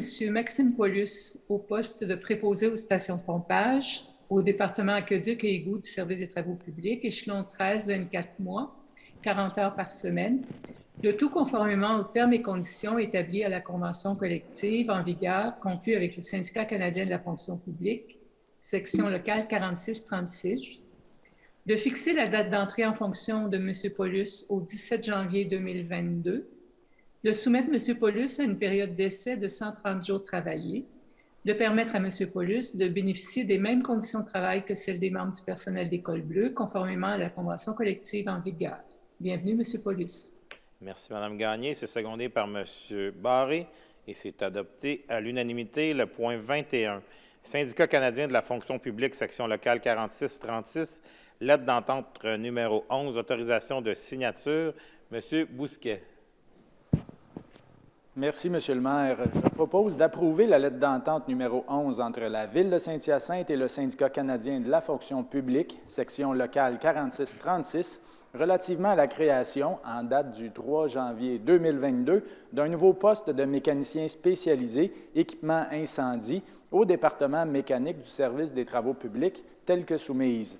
D'autoriser le directeur du service des travaux publics et le directeur des ressources humaines à signer la lettre d'entente numéro 11 avec le Syndicat canadien de la fonction publique, section locale 4636, et ce pour et au nom de la Ville de Saint-Hyacinthe, et d'autoriser le directeur des ressources humaines à entreprendre les démarches nécessaires afin de combler le nouveau poste de mécanicien spécialisé équipement incendie au département mécanique du service des travaux publics, le tout conformément à la présente lettre d'entente. Merci, M. Bousquet. C'est secondé par M. Caron et c'est adopté à l'unanimité. Le point 22, Syndicat des salariés de la Ville de Saint-Hyacinthe, CSD, lettre d'entente numéro 16, autorisation de signature, M. Caron. Oui, Monsieur le maire. Je propose d'approuver la lettre d'entente numéro 16 entre la Ville de Saint-Hyacinthe et le Syndicat des salariés de la Ville de Saint-Hyacinthe, CSD, relativement au congé de maladie et absence pour raisons personnelles telles que soumises, d'autoriser le conseiller principal en ressources humaines et le directeur des ressources humaines à signer la lettre d'entente numéro 16 avec le Syndicat des salariés de la Ville de Saint-Hyacinthe, CSD, et ce, pour et au nom de la Ville de Saint-Hyacinthe. Merci, M. Caron. C'est secondé par M. Harpin et c'est adopté à l'unanimité. Le point 23, division approvisionnement au service des finances, abolition, création et autorisation à combler le poste. M. Harpin. Merci, M. le maire. Je propose d'abolir le poste de préposé à l'approvisionnement à la division approvisionnement du service des finances, lequel deviendra vacant le 26 avril 2022 en raison de la retraite de sa titulaire, Mme France Boucher, de procéder à la création d'un troisième poste d'acheteur à la division approvisionnement du service des finances, grade 7, 35 heures semaine, d'autoriser le directeur des ressources humaines à entreprendre dès à présent les démarches nécessaires pour combler ce nouveau poste. Merci, M. Harpin, et c'est secondé par M. Côté et adopté à l'unanimité. Le point 24, ressources humaines, Rémi Dubois, permanence. M. Côté. Oui, M. le maire, citoyen. Alors, il me fait plaisir de présenter ce soir la permanence de M. Rémi Dubois au poste de directeur des finances et trésorier au service des finances. Permanence effective en date du 5 janvier 2022. Il est ici avec nous ce soir pour assister à la présentation du budget qui va venir à la prochaine séance. Alors, longue vie avec nous, M. Dubois, et bonne soirée. Merci, M. Côté. C'est secondé par M. Thériault et c'est adopté à l'unanimité. Le point 25, rue des Seigneurs S, problématique de circulation des véhicules lourds. Demande au ministère des Transports du Québec, M. Côté. Oui, M. le maire, citoyen. Pardon. Considérant que la rue des Seigneurs Est est sous la juridiction du ministère des Transports du Québec, considérant que la Ville de Saint-Hyacinthe a reçu plusieurs plaintes relativement à la circulation de véhicules lourds dans ce secteur, considérant que les citoyens sont préoccupés notamment quant à la sécurité des piétons, le bruit causé par cette circulation et aux vibrations endommageant les résidences ayant front sur les rues des Seigneurs Est résultant de cette circulation. En conséquence, je propose ce qui suit. De demander au ministère des Transports du Québec de procéder à l'analyse de la problématique relative à la circulation des véhicules lourds sur la rue des Seigneurs-Est et d'apporter des pistes de solutions concrètes pour corriger cette situation. De former rapidement un comité tripartite de travail composé de représentants de la Ville, du ministère des Transports du Québec, ainsi que le comité de citoyens, afin de relever des pistes de solutions concrètes dans ce dossier. Évidemment, le conseiller du secteur dont je suis va faire partie de ce comité-là, ça c'est bien évident. Merci, M. Côté. C'est secondé par M. Thériault et c'est adopté à l'unanimité. Le point 26, intersection de la rue des Seigneurs-Ouest et de l'avenue Saint-Louis, sécuriser le virage à gauche à l'approche ouest. Demande au ministère des Transports du Québec. Madame Bédard. Oui, Monsieur le maire. Donc, je suis contente de faire cette demande ce soir. Ça a été demandé lors de mon porte-à-porte. Donc, considérant que l'intersection de la rue des Seigneurs-Ouest et de l'avenue Saint-Louis est sous juridiction du ministère des Transports du Québec, considérant que l'intersection est très fréquentée et que le débit des véhicules lourds est important dans ce secteur, considérant que la visibilité est réduite pour les conducteurs provenant de l'ouest sur la rue des Seigneurs-Ouest et qui doivent effectuer une manœuvre de virage à gauche sur l'avenue Saint-Louis, se retrouvant ainsi face aux voitures circulant à partir de l'est, la rue des Seigneurs-Est. Considérant que le risque d'accident est élevé dans ce secteur, considérant qu'il n'y a aucune priorité de virage à gauche au feu de circulation de cette intersection dans l'axe est-ouest pour les véhicules désirant effectuer cette manœuvre, considérant que le nombre d'accidents de la route survient à cet endroit annuellement. En conséquence, je propose de demander au ministère des Transports du Québec d'analyser la possibilité d'ajouter une priorité de passage au feu de circulation pour permettre aux usagers d'effectuer une manœuvre de virage à gauche à l'intersection de la rue des Seigneurs Est-Ouest et de l'avenue Saint-Louis. Merci, Mme Bédard. C'est secondé par M. Côté. C'est adopté à l'unanimité. Le point 27, intersection du boulevard Laframboise et de la rue de Rome.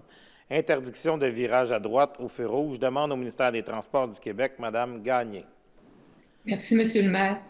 Considérant que l'intersection du boulevard Laframboise et de la rue de Rome est sous la juridiction du ministère des Transports du Québec, considérant qu'un panneau de signalisation interdisant le virage en U a été installé par le ministère il y a quelques années pour les véhicules circulant à partir du sud sur le boulevard Laframboise, face à la place Consumage située au 3255 boulevard Laframboise, considérant que peut survenir un conflit entre les voitures provenant du sud qui effectuent une manœuvre de virage en U autorisée et les véhicules qui proviennent de l'ouest qui effectuent un virage à droite au feu rouge.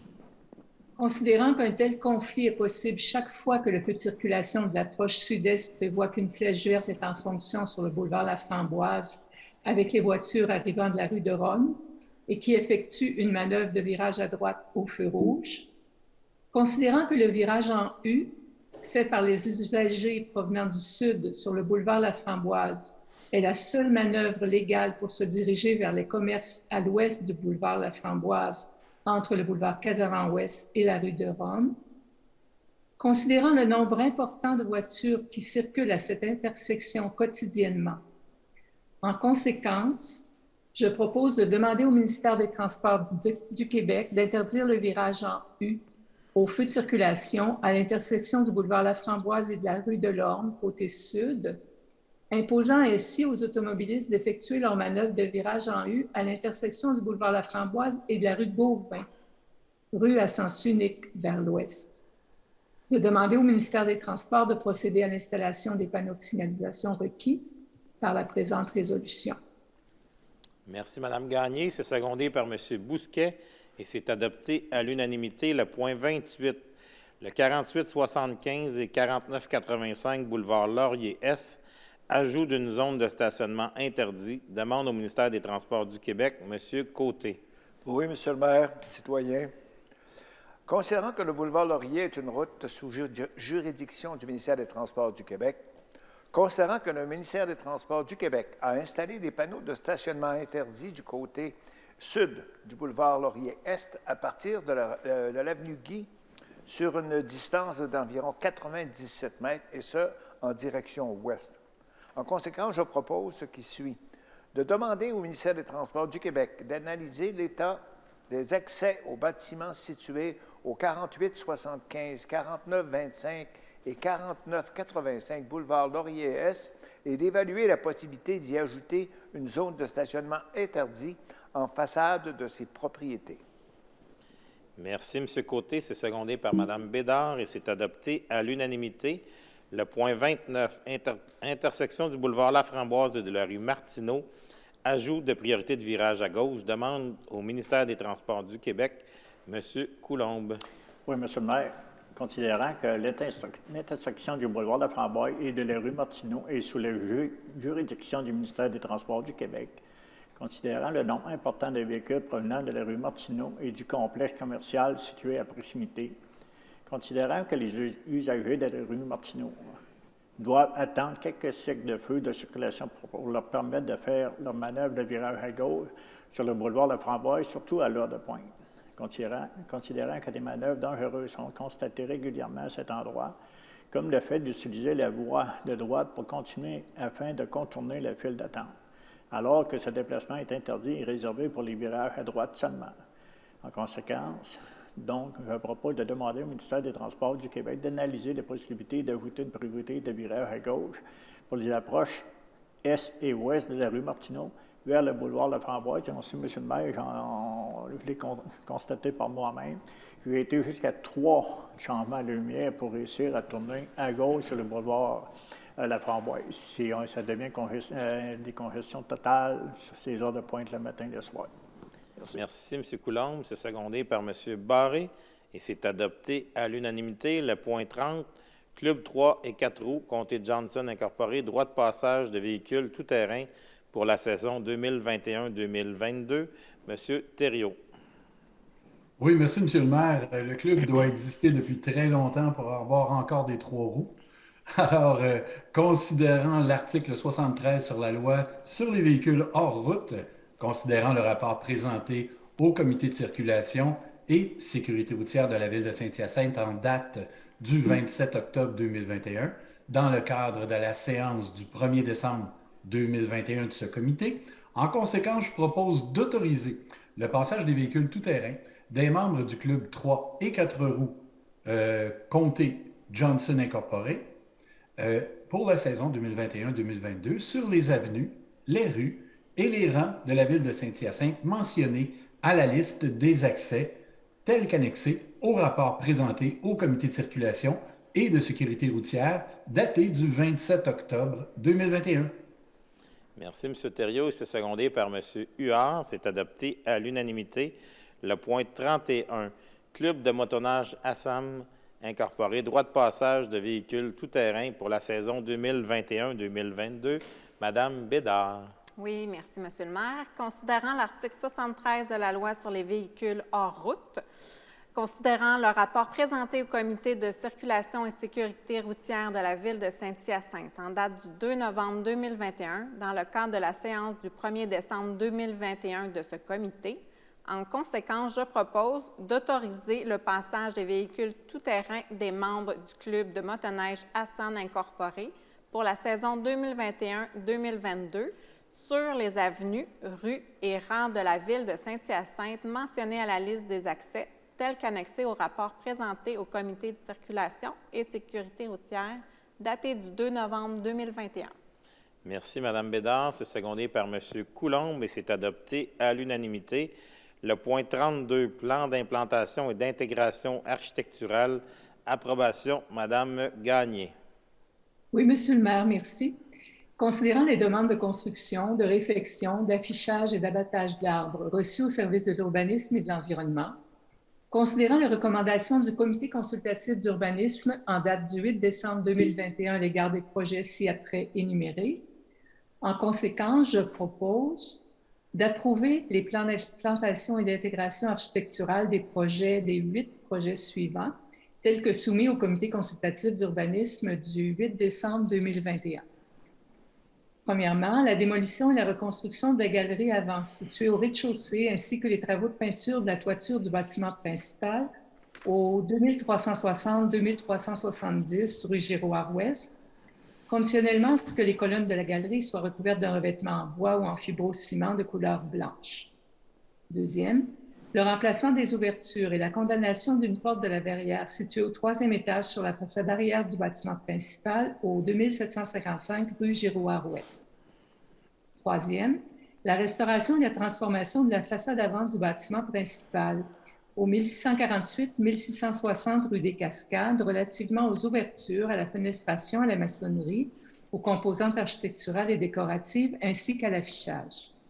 Quatrième, le remplacement des portes et des rampes d'accès pour les personnes à mobilité réduite, facilitant ainsi l'accès à la boutique usage au 1712 rue des Cascades.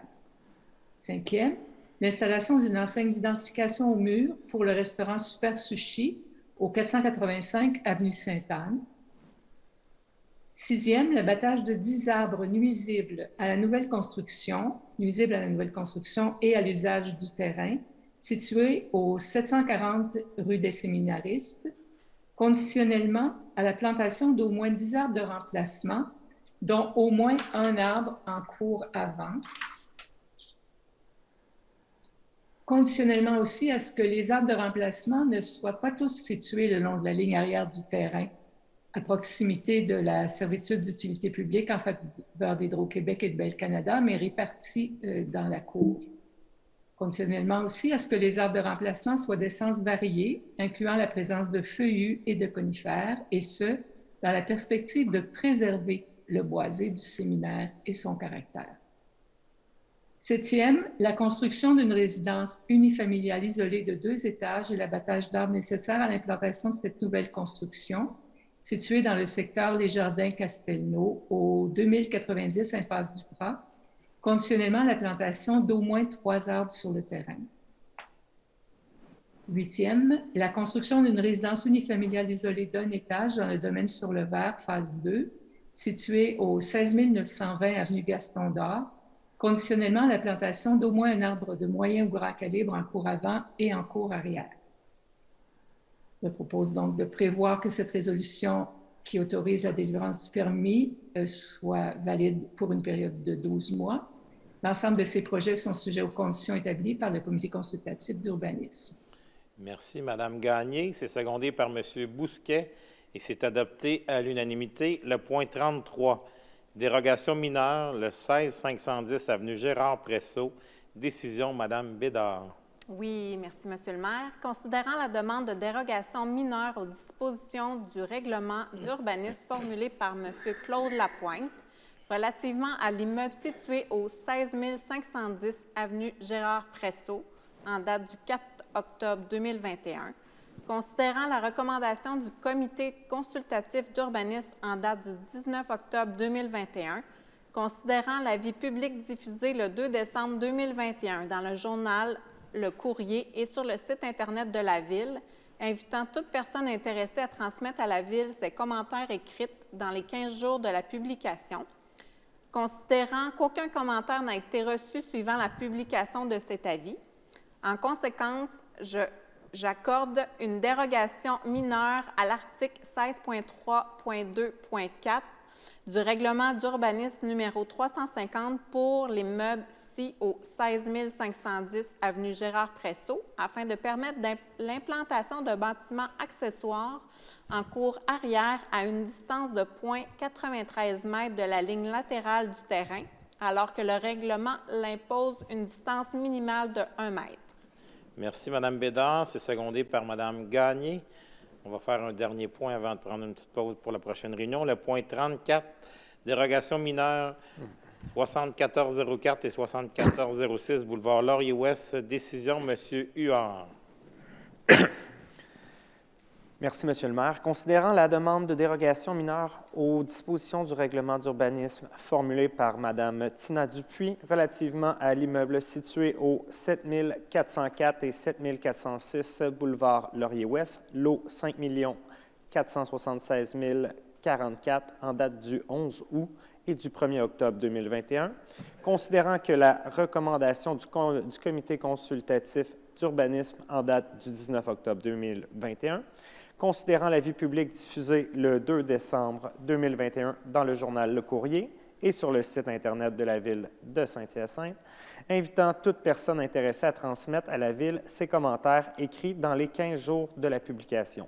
Considérant qu'aucun commentaire n'a été reçu suivant la publication de cet avis, je propose d'accorder une dérogation mineure à l'article 19.7.2.1, alinéa 1C du règlement d'urbanisme numéro 350 pour l'immeuble 6 au 7404 et 7406 boulevard Laurier-Ouest afin de permettre l'aménagement de 6 cases de stationnement dans la cour avant pour un usage résidentiel alors que la réglementation l'interdit. Cette dérogation est conditionnelle à ce qui suit, à la transformation de la résidence bifamiliale en 2 logements en résidence trifamiliale 3 logements, à ce que la clôture opaque située le long de la ligne mitoyenne côté est soit prolongée vers le sud jusqu'à la case de stationnement, à la réalisation d'un aménagement paysager en cour avant face à l'aire de stationnement. Merci, M. Huard. C'est secondé par M. Caron et adopté à l'unanimité. À ce point 35, dérogation mineure, 2155 avenue Maillot, décision. M. Bousquet. Monsieur le maire, considérant la demande de dérogation mineure aux dispositions du règlement d'urbanisme formulée par M. Cédric Meunier pour la société Gestion Rodier Inc. relativement à l'immeuble situé au 2155 avenue Maillot, le lot 6 304 025 en date des 25 août et 28 septembre 2021. Considérant la recommandation du Comité consultatif d'urbanisme en date du 19 octobre 2021, considérant l'avis public diffusé le 2 décembre 2021 dans le journal Le Courrier et sur le site Internet de la Ville, invitant toute personne intéressée à transmettre à la Ville ses commentaires écrits dans les 15 jours de la publication, considérant qu'aucun commentaire n'a été reçu suivant la publication de cet avis. En conséquence, Monsieur le maire, je propose ce qui suit. Premièrement, d'accorder une dérogation mineure à l'article 19.7.2.6 du règlement d'urbanisme numéro 350 pour l'immeuble-ci au 2155 avenue Maillot, afin de permettre l'aménagement de 2 cases de stationnement supplémentaires pour un total de 9 en cour avant secondaire, situées à une distance de 0,34 m de la ligne de rue, alors que le règlement interdit l'aménagement de cases de stationnement dans la portion de cour avant située en façade d'un bâtiment principal. Et deuxièmement, de refuser les dérogations suivantes pour ce même immeuble. La première visant à permettre l'implantation d'un foyer extérieur en cour avant secondaire donnant sur la rue Papineau, alors que l'article 15.2, alinéa 1H du règlement d'urbanisme numéro 350 prévoit qu'une telle construction est autorisée en cour latérale uniquement. Et deuxièmement, visant à permettre l'implantation d'une gloriette à une distance de 1,46 m de la ligne de terrain, alors que l'article 16.3.2.4, alinéa E du règlement d'urbanisme numéro 350, l'interdit pour un terrain d'angle transversal dans toute portion de cour avant donnant sur la rue où se situe la façade avant principale. Merci, M. Bousquet. C'est secondé par M. Harpin et c'est adopté à l'unanimité. Le point 36, dérogation mineure au 845 avenue Crémazie. Décision, M. Huard. Merci, M. le maire. Considérant la demande de dérogation mineure aux dispositions du règlement d'urbanisme formulée par M. Pierre-Luc Laprade pour la société Atelier 9506 Inc. relativement à l'immeuble situé au 845 avenue Crémazie, lot 1 967 426 en date du 4 octobre 2021.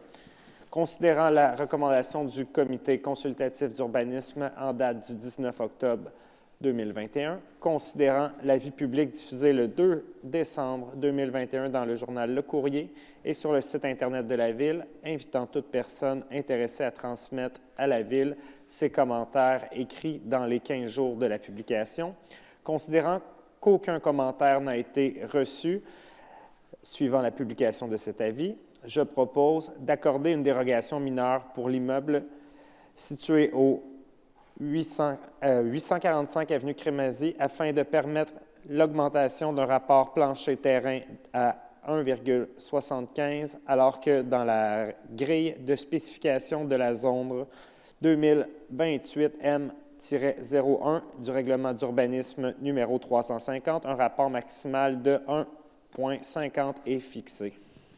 Merci, M. Huard. C'est secondé par M. Côté et c'est adopté à l'unanimité. Les points 37 et 38 sont retirés. Nous en sommes maintenant au point 39.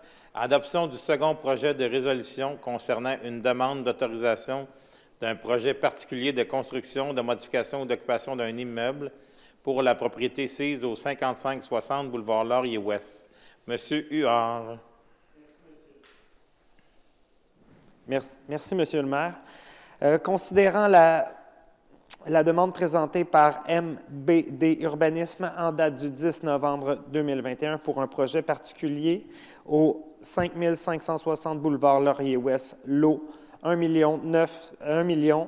967 915 visant à autoriser la construction d'un immeuble à vocation résidentielle comportant 32 logements abordables dans la zone 2029 M-01, considérant que le projet de construction et d'occupation tel que soumis ne respecte pas le règlement d'urbanisme numéro 350 pour la zone 2029 M-01 quant à l'usage au ratio de cases de stationnement hors rue, au pourcentage de maçonnerie à la largeur de l'allée d'accès, à l'aménagement d'une zone tampon, considérant que plus précisément, cette demande vise à autoriser les éléments dérogatoires suivants dans la zone 2029 M-01, la construction d'un bâtiment comportant 32 logements et appartenant au groupe d'usage résidence 16, plus de 8 logements variés, lequel groupe d'usage n'est pas autorisé dans la zone visée. Un ratio de cases de stationnement hors rue de 1,3 cases par logement, alors que l'article 19.9.2 du règlement d'urbanisme numéro 350 prévoit un ratio minimal de 1,5 cases par logement. Un pourcentage moyen de maçonnerie de 40 % alors que le pourcentage imposé par l'article 20.1.2 alinéa 5 du règlement d'urbanisme numéro 350 est de 70 % pour les résidences multifamiliales de plus de 8 logements. Une allée d'accès d'une largeur de 5 mètres pour celles situées devant les cases de stationnement ayant un angle de stationnement de 60 degrés, alors que l'article 19.8.1 du règlement d'urbanisme numéro 350 prévoit que la largeur minimale pour une telle allée d'accès est de 5,20 mètres. Ne pas imposer l'obligation prévue à l'article 17.8.7 alinéa 1 du règlement d'urbanisme 350 d'aménager une zone tampon de 3 mètres de largeur lorsqu'une construction surpasse de 2 étages une construction adjacente. Considérant que cette demande fait suite au dossier ayant été présenté au comité consultatif d'urbanisme à l'occasion de la séance du 19 octobre, du 2 et du 24 novembre 2021, considérant que le projet soumis respecte les objectifs du plan d'urbanisme de la Ville de Saint-Hyacinthe et les critères d'évaluation contenus au règlement 240, considérant que la recommandation du comité consultatif d'urbanisme en date du 24 novembre 2021, considérant le projet de résolution soumis à la séance du 6 décembre 2021, je propose d'adopter le second projet de résolution conformément au projet numéro 240 relatif au projet particulier de construction, de modification ou d'occupation d'un immeuble PP-C- visant la délivrance d'un permis de construction d'un immeuble à vocation résidentielle comportant 32 logements abordables au 5560 boulevard Laurier-Ouest, lot 1 967 915 dans la zone 2029 M-01, ayant comme caractéristique un usage résidentiel 16, plus de 8 logements variés, un ratio de cases de stationnement hors rue de 1,3 par logement, un pourcentage moyen de maçonnerie de 40 %, une allée d'accès d'une largeur de 5 mètres pour celles situées devant les cases de stationnement ayant un angle de stationnement de 60 degrés, aucune obligation d'aménager une zone tampon de 3 mètres de largeur, article 17.8.7, alinéa 1, règlement d'urbanisme 350, le tout conformément au plan préparé par MBD Urbanisme en date du 10 novembre 2021. Merci, M. Huard. C'est secondé par M. Barré. C'est adopté à l'unanimité. Le point 40. Adoption d'un second projet de résolution concernant une demande d'autorisation d'un projet particulier de construction, de modification ou d'occupation d'un immeuble pour la propriété sise au 3245 boulevard Laframboise, le lot 1 966 511. Monsieur Harpin. Merci, M. le maire. Considérant la demande présentée par M. Marc-Antoine Gaucher de JFC Architecture en date des 8 juillet, 16 août et 18 novembre 2021 pour un projet particulier au 3245 boulevard Laframboise, le lot 1 966 511, visant à autoriser la construction d'un immeuble à vocation mixte regroupant des unités d'habitation et des espaces commerciaux de bureaux dans la zone 3056-C-03, considérant que le projet de construction et d'occupation tel que soumis ne respecte pas le règlement d'urbanisme numéro 350 pour la zone 3056-C-03, quant à l'usage, à la hauteur, l'indice d'occupation au sol, au rapport plancher-terrain et à l'aménagement d'une terrasse sur le toit à une distance moindre par rapport au débord du toit.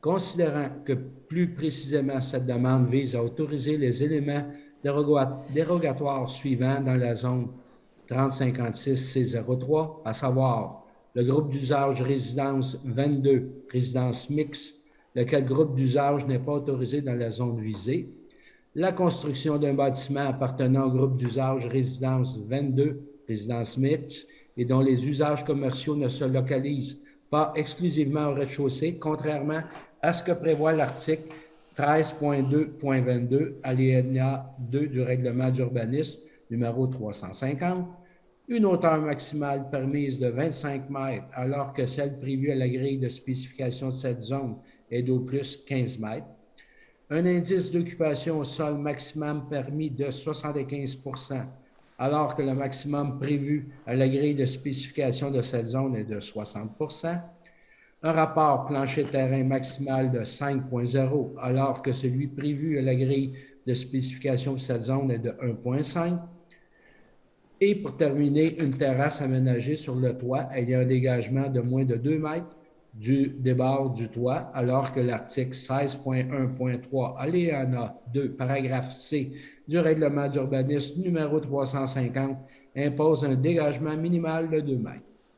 Considérant que cette demande fait suite au dossier ayant été présenté au comité consultatif d'urbanisme à l'occasion des séances du 20 juillet, du 24 août et du 20 novembre de l'année 2021, considérant que le projet soumis respecte les objectifs d'un plan d'urbanisme de la ville de Saint-Hyacinthe et les critères d'évaluation contenus au règlement numéro 240, considérant la recommandation du comité consultatif d'urbanisme en date du 24 novembre, considérant le premier projet de résolution soumis à la séance du 6 décembre 2021, en conséquence, je propose d'adopter le second projet de résolution conformément au règlement numéro 240 relatif au projet particulier de construction, de modification ou d'occupation d'un immeuble PPC-MOI, visant la délivrance d'un permis de construction d'un immeuble regroupant des unités d'habitation et des espaces commerciaux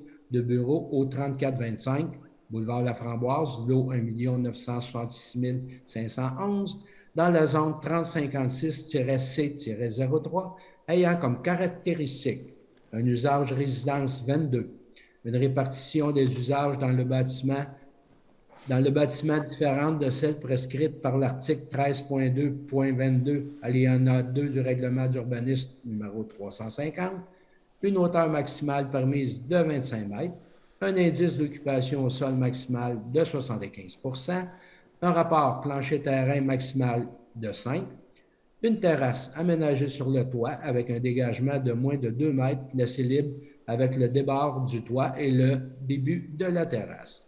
Le tout conformément au plan préparé par JCF Architecture en date du 18 novembre 2021 et au plan d'aménagement paysager réalisé par Paysage Radier en date du 12 août 2021 et conditionnement à ce que les chaînes colonnaires apparaissent au plan d'aménagement paysager aient une hauteur minimale de 3 mètres et un calibre minimal de 50 mm à la plantation. La présente résolution abroge et remplace les résolutions portant les numéros 21-636 et 21-679, respectivement adoptés lors des séances du 4 octobre 2021 et du 22 novembre 2021. Merci, M. Harpin. C'est secondé par Mme Gagné. C'est adopté à l'unanimité. Excusez-moi. Le point 41A, avis de motion, règlement numéro 640, autorisant des travaux de mise aux normes de la station de pompage Casavant pour un coût de 4 500 000 et décrétant un emprunt de 4 401 683 $. Madame Gagné. Merci, Monsieur le maire. Alors, je donne avis de motion du règlement numéro 640, autorisant des travaux de mise aux normes de la station de pompage Casavant pour un coût de 4 500 000 et décrétant un emprunt de 4 401 683 $. Merci, Mme Gagné. 41B, résolution, dépôt et adoption du projet de règlement numéro 640 autorisant des travaux de mise aux normes de la station de pompage Casavant pour un coût de 4 500 000 et décrétant un emprunt de 4 401 683 $. Encore une fois, Mme Gagné. Monsieur le maire, je propose de déposer et d'adopter le projet de règlement numéro 640 autorisant les travaux décrits dans l'avis de motion dont je viens de faire la lecture. Merci, Mme Gagné. C'est secondé par M. Huard et c'est adopté à l'unanimité.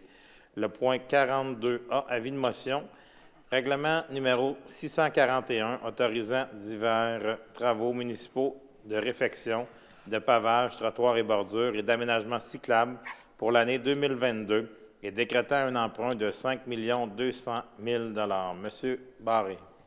Monsieur le maire, je donne avis de motion du règlement numéro 641 autorisant divers travaux municipaux de réfection de pavage, trottoirs et bordures et d'aménagement cyclable pour l'année 2022 et décrétant un emprunt de 5 200 000 $. 42B, nous en sommes au dépôt à l'adoption du projet du règlement 641 dont on vient de faire la lecture. Monsieur Barré.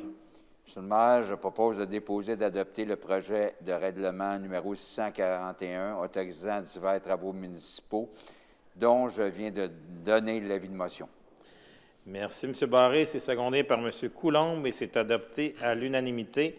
Le point 43, adoption du règlement numéro 639 autorisant des travaux de séparation des égouts sur l'avenue Saint-Louis pour un coût de 8 800 000 $ et décrétant un emprunt de 4 118 430 $. Monsieur Thériault. Merci, Monsieur le maire. Alors, considérant que copie du projet de règlement a été remise à chacun des membres du Conseil à l'intérieur des délais prévus à l'article 356 de la Loi sur les cités et villes, considérant que mention est faite de l'objet du règlement et de sa portée, en conséquence, il me fait grand plaisir de proposer d'adopter le règlement numéro 639 autorisant les travaux de séparation des égouts sur l'avenue Saint-Louis pour un coût de 8 800 000 $ et décrétant un emprunt de 4 118 430 $.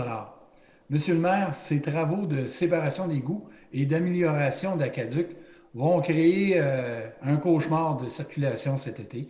Je vais demander d'avance la grande patience des citoyens, mais cette séparation des égouts va nous permettre de régler une grande portion des surverses qui sont rejetées à la rivière et aussi de sécuriser l'approvisionnement en eau pour tout l'est de Saint-Hyacinthe.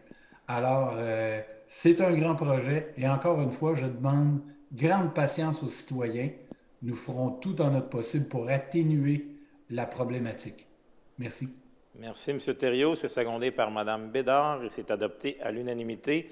Le point 44, adoption du règlement numéro 642, modifiant le règlement numéro 3, décrétant la tarification de certains biens, services ou activités dispensés par la Ville de Saint-Hyacinthe. M. Coulombe. Merci, M. le maire. Considérant que copie du projet de règlement a été remise à chacun des membres du Conseil à l'intérieur des délais prévus à l'article 356 de la loi sur les cités et villes, considérant que mention est faite de l'objet du règlement et de sa portée, donc, en conséquence, je propose d'adopter le règlement numéro 642, modifiant le règlement numéro 3, décrétant la tarification de certains biens, services ou activités dispensés par la Ville de Saint-Hyacinthe. Merci, M. Coulombe. C'est secondé par Mme Gagné et c'est adopté à l'unanimité. Le point 45.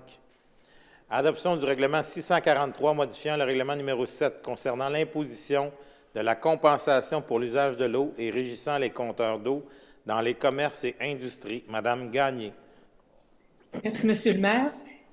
Considérant que copie du projet de règlement a été remise à chacun des membres du Conseil à l'intérieur des délais prévus à l'article 356 de la loi sur les cités et villes, considérant que mention est faite de l'objet du règlement et de sa portée, je propose d'adopter le règlement numéro 643, modifiant le règlement numéro 7, concernant l'imposition de la compensation pour l'usage de l'eau et régissant les compteurs d'eau dans les commerces et les industries. Merci, Mme Gagné. C'est secondé par M. Bousquet et c'est adopté à l'unanimité. Le point 46, adoption du règlement numéro 644, modifiant le règlement numéro 152 relativement aux services d'égout de la Ville en ce qui a trait à l'imposition d'une compensation par catégorie d'usagers. M. Bousquet.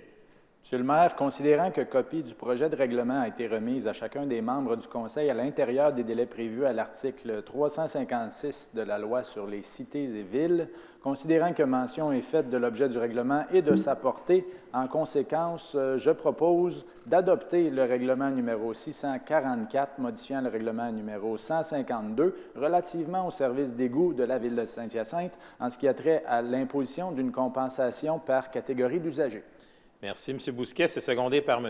Caron et c'est adopté à l'unanimité. Le point 47, adoption du règlement numéro 645 concernant la cotisation à être payée par les membres de la Société de développement commercial et décrétant la cotisation imposable en vertu de l'article 458.27 de la loi sur les cités et villes pour l'exercice financier 2022. Monsieur Caron. Oui, Monsieur le maire, je vous fais grâce des mêmes considérants qui ont été lus dans les 4 dernières résolutions.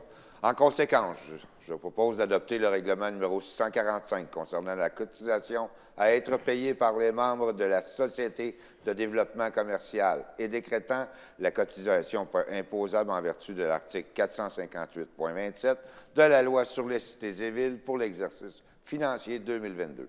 Merci, M. Caron. C'est secondé par M. Harpin et c'est accepté à l'unanimité. Le point 48, adoption du règlement numéro 646, modifiant le règlement numéro 13 relatif à l'entretien des voies publiques et des trottoirs durant la saison hivernale. M. Harpin.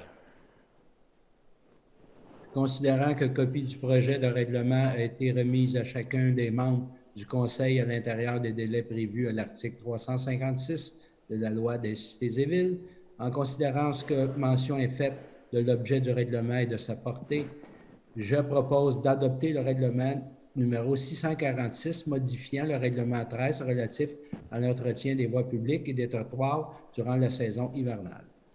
Merci, M. Harpin. C'est secondé par M. Côté et c'est adopté à l'unanimité. Le point 49, adoption du règlement numéro 647, modifiant le règlement numéro 108, décrétant l'établissement d'un programme de revitalisation à l'égard du secteur résidentiel compris dans le périmètre d'urbanisation.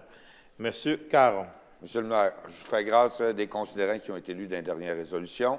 En conséquence, je propose d'adopter le règlement numéro 647, modifiant le règlement numéro 108, décrétant l'établissement d'un programme de revitalisation à l'égard du secteur résidentiel compris dans le périmètre d'urbanisation. Merci, M. Caron. C'est secondé par M. Thériault et c'est adopté à l'unanimité. Le point 50, adoption du règlement numéro 648, décrétant l'imposition pour l'exercice financier 2022 des taxes foncières générales et de la compensation exigible sur certains immeubles exempts de taxes foncières municipales. M. Côté. Oui, M. le maire. Pardon, citoyen. Alors, je vais faire l'impasse sur les deux premiers considérants que j'ai mentionnés précédemment. Alors, je propose d'adopter le règlement numéro 648. Monsieur Côté, votre micro, s'il vous plaît. Oh, vous n'aviez pas votre micro. On va reprendre.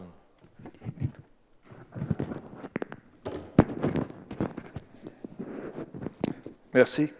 Je m'excuse. Alors, je vais faire l'impasse sur les deux premiers considérants pour aller directement à la résolution. Alors, je propose d'adopter le règlement numéro 648 décrétant l'imposition pour l'exercice financier 2022 des taxes foncières générales et de la compensation exigible sur certains immeubles exempts de taxes foncières municipales. Merci, M. Côté. C'est secondé par Mme Bédard et c'est adopté à l'unanimité.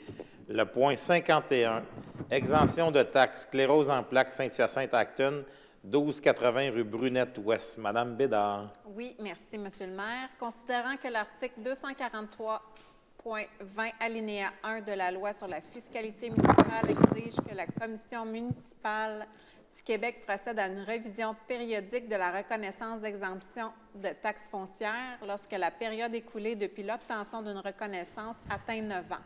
Considérant la demande de confirmation de reconnaissance pour fin d'exemption de taxes soumise par l'organisme Sclérose en plaques Saint-Hyacinthe-Acton à la Commission municipale du Québec en date du 12 octobre 2021, considérant le rapport préparé par les services juridiques en date du 9 décembre 2021, en conséquence, je propose d'appuyer la demande de reconnaissance pour fin d'exemption de taxes ou de remboursement de surtaxes foncières soumise par l'organisme Sclérose en plaques Saint-Hyacinthe-Acton relativement à l'immeuble situé au 1280 rue Brunette-Ouest à Saint-Hyacinthe, de transmettre la présente résolution à la Commission municipale du Québec. Merci, Mme Bédard. C'est secondé par M. Côté et c'est accepté à l'unanimité. Le point 52, Barry Callebaut Canada Incorporé, entente pour l'utilisation d'une partie de l'emprise de la rue Nelson et de l'avenue Vanier. Autorisation de signature, M. Thériault. Merci, M. le maire. Alors, considérant la résolution 17-199 adoptée le 3 avril 2017, par laquelle le conseil municipal a autorisé la signature de l'entente pour l'utilisation d'une partie de l'emprise de la rue Nelson et de l'avenue Vanier entre la ville de Saint-Hyacinthe et la société Barry Callebaut Canada Incorporé relativement à la location d'espaces de stationnement situés à cet endroit. Considérant que cette précédente entente viendra à échéance le 31 décembre 2021, considérant le rapport préparé par le service juridique en date du 8 décembre de la même année, en conséquence, je propose d'autoriser la conclusion de l'entente pour l'utilisation d'une partie de l'emprise de la rue Nelson et de la rue Vanier entre la ville de Saint-Hyacinthe et la société Barry Callebaut relativement à la location d'espaces de stationnement sur la rue Nelson et Vanier pour le bénéfice des employés des fournisseurs de cette société telle que soumise. Par cette entente, la ville de Saint-Hyacinthe loue à Barry Callebaut Canada Incorporé une partie des lots 1 969 315, 3 420 647 et 3 420 648 du cadastre du Québec pour une durée de 3 années, soit la période s'échelonnant du 1er janvier 2022 au 1er décembre 2024.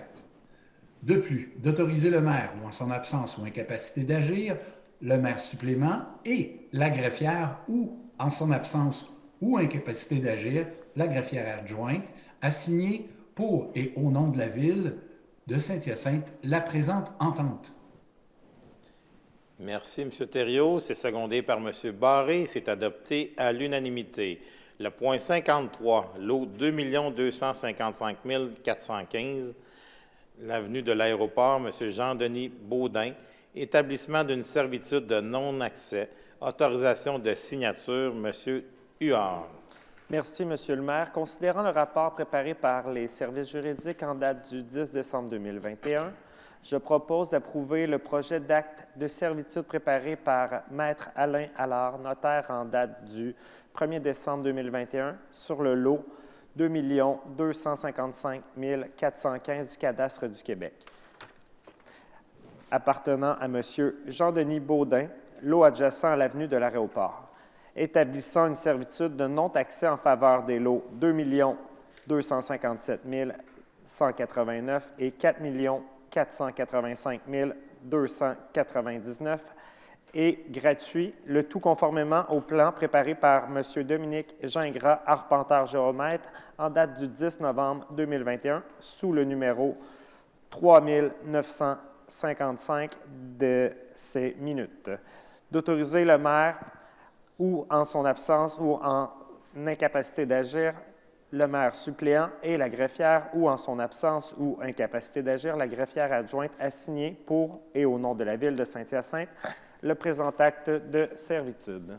Merci, M. Huard. C'est secondé par M. Coulombe et c'est adopté à l'unanimité. Le point 54, document déposé. Mme Poirier, notre greffière.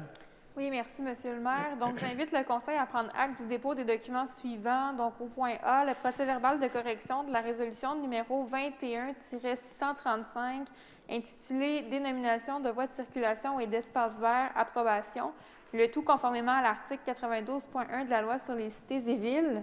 Et également, au point B, la liste des salariés non permanents embauchés par la Ville de Saint-Hyacinthe en vertu de l'article 73.2 de la Loi sur les cités et villes faisant état de l'embauche de 2 préposés à la réglementation, de 3 auxiliaires aux travaux publics, d'un opérateur d'équipement spécialisé, de 3 préposés au service à la clientèle, de 2 préposés entretien et opérateurs machine à glace, d'un chargé de dossier patinoire au parc Casimir-des-Sols et de 4 préposés horticulture qui s'affairent au ramassage des sapins de Noël. Merci, Mme Poirier. Nous en sommes rendus au point 55, la levée de la séance, proposée par Mme Bédard, secondée par M. Huard. La prochaine séance publique du Conseil municipal sera le lundi 17 janvier dès 18h30. Je vous souhaite encore une fois de très joyeuses fêtes et une très bonne année 2022 à mon nom personnel et au nom du Conseil municipal et de nos employés. Merci pour votre écoute et bonne fin de soirée.